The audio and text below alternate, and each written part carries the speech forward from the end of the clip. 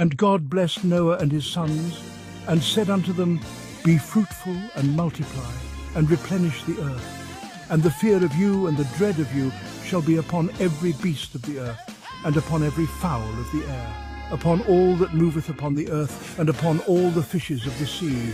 Into your hand are they delivered. Every moving thing that liveth shall be meat for you. Even as the green herb have I given you all things. And surely your blood of your lives will I require. At the hand of every beast will I require it, and at the hand of man.